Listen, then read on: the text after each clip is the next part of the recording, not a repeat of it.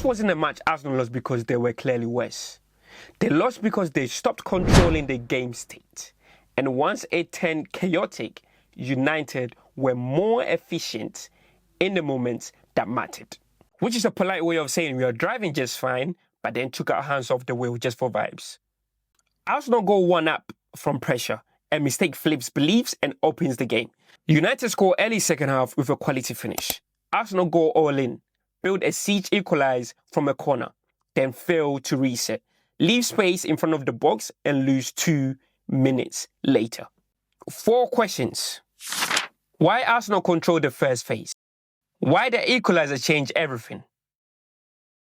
How United accessed central pockets? Why Arsenal didn't manage the reset at 2-2? The first 38 minutes are Arsenal at their best. Fast regains and high territory. The key isn't possession, it's the speed of the regain. When you win it back quickly, you stop counters, you keep the opponent pinned, and you keep the match in a stable, low-risk state. United can't build cleanly. They can't get out. They are basically clearing it and hoping the ball develops a compass. And the opener, if it's an own goal on paper, is still a product of pressure. Pressure forces rush decisions in the box. Repeated entries create consequences. At 1-0, you want a short Champions reset. 5 boring minutes, keep the ball, slow the match, kill the adrenaline. Title teams become boring on purpose. Arsenal at 1-0 should be a spreadsheet, but on Sunday, we became interpretive dance. The equalizer matters because it changes belief. Before it, United are surviving. After it, they think we can play through them. And once a team believes you can be played through, the game opens up. Tactically, Arsenal become less connected. The midfield line and the back line stretch apart. And stretch football is basically paying for mistakes in installments. Every bad touch becomes a transition. United improved by occupying central pockets between Arsenal's midfield and defense. That forces uncomfortable decisions. Step out and leave space behind, or hold position and allow turns. The second half goal is a quality finish, yes, but the key is phase management. Most important goals are avoidable early in the phase. Win the duel, clear the danger, apply pressure before the shooter sets. If someone sets their feet, picks a corner and hits it clean, the defense has basically RSVP to the goal. From there, the game becomes volume versus efficiency. Arsenal push numbers forward, create corners, crosses, and second balls.